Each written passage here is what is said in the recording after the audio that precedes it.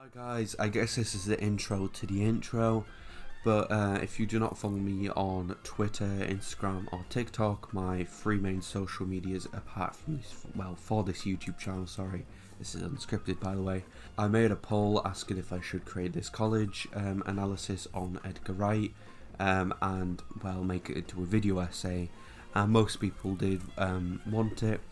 So if you are not following me on social medias, please do, it would mean a lot. It should be in the link, links should be in the description, and well, I hope you enjoy.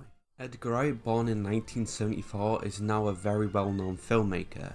These days his work is known for having great characters, being quotable, having so much detail, being so hilarious but yet so dramatic, being shot/edited well, and overall his work is very creative and has an overall distinct style, which can define him as an auteur.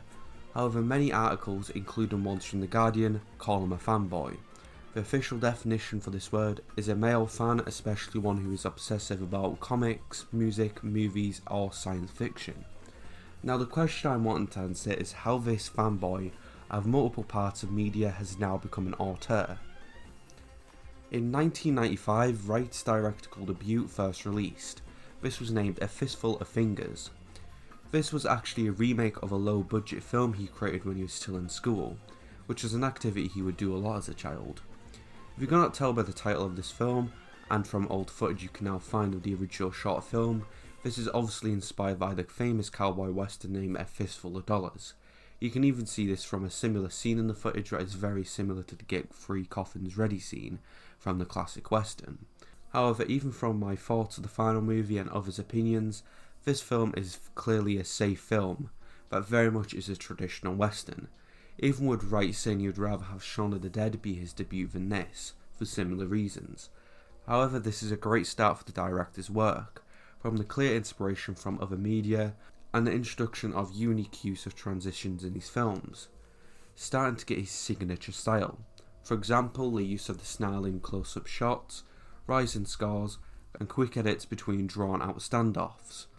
Even with the overall writing, this film still has the plot of a buddy journey, as the two stars run into various people along the way, which again is a very common theme in the Cornetto trilogy and Spaced.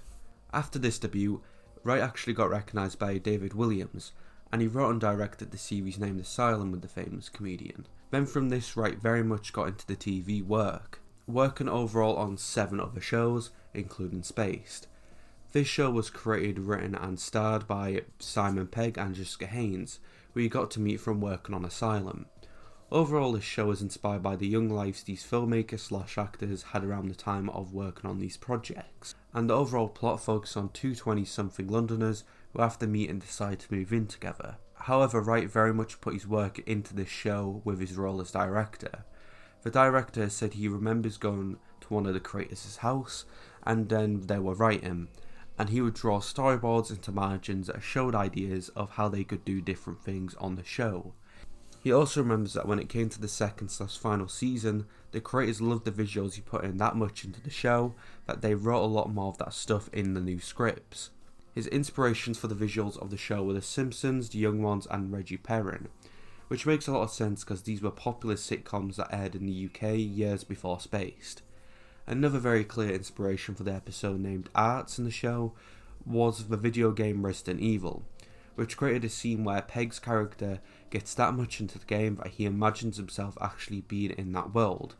This overall scene is very much a inspiration to the film Shaun of the Dead.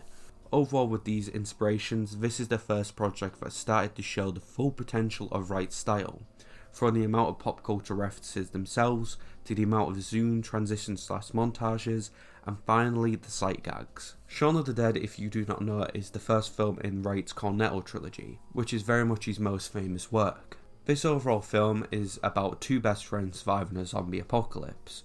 The reason why Wright decided to do this plot was because he had never met anyone else who was as obsessed with the film Dawn of the Dead as him until he met Peg. And well, one evening when he went to Peg's house with Nick Frost, who also acted in Space for some drinks, they got into talking and had the thought of to create their own zombie movie, which would be a horror comedy. They also at the time had the basic plot of the film as well.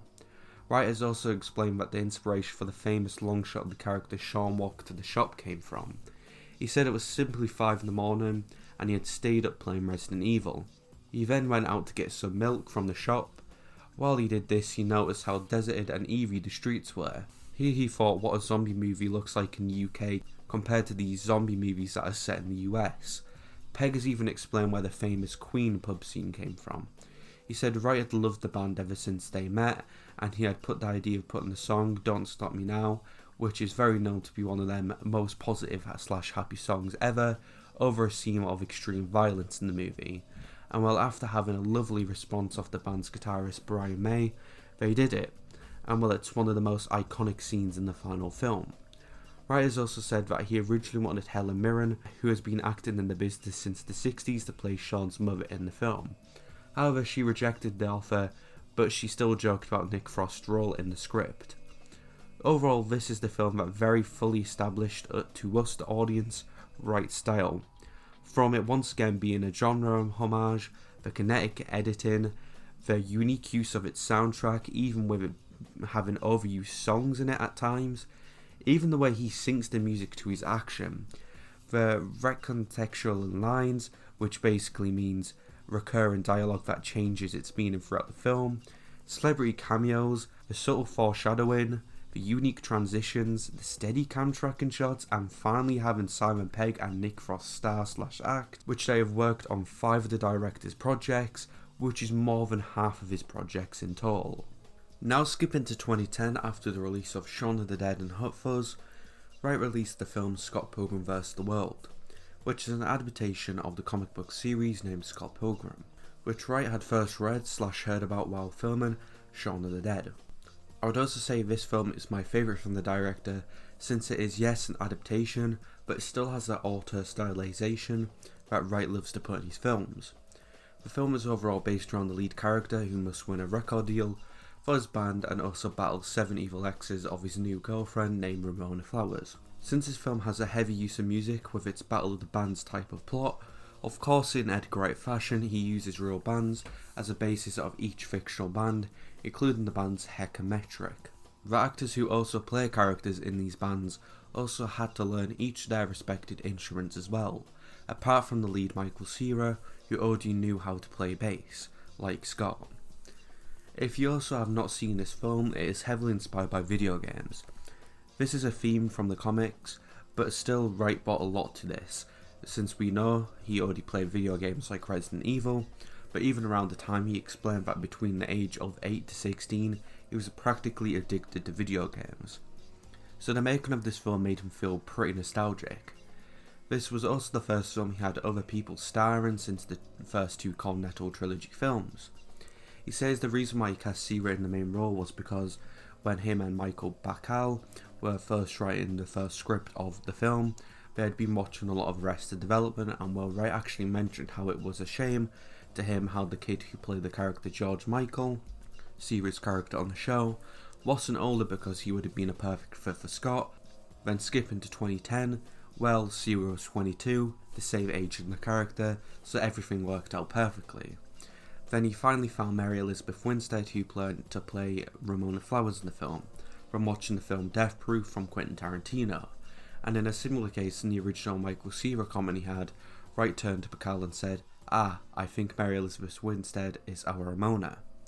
Once again, even with this film being an adaptation of an already existing comic book series, Wright put plenty of his own inspirations in this film, and once again had very unique techniques in this movie, which is already known to be in his work, from the pop culture references to the cartoonish violence, the crash zoom montages, the match cuts, the choreographed transitions, the sight gags, and once again the brilliant way he blends music into his films. Overall, I do still think that Wright is a fanboy, but again, I still think he's more of an auteur overall. This is because even though in every one of his projects I have mentioned are very much inspired by other media, he still managed to create these unique characters, unique jokes, unique drama, unique transitions, and well, this overall makes again his work unique overall, and where us fans of his work love the unique stylization of his projects.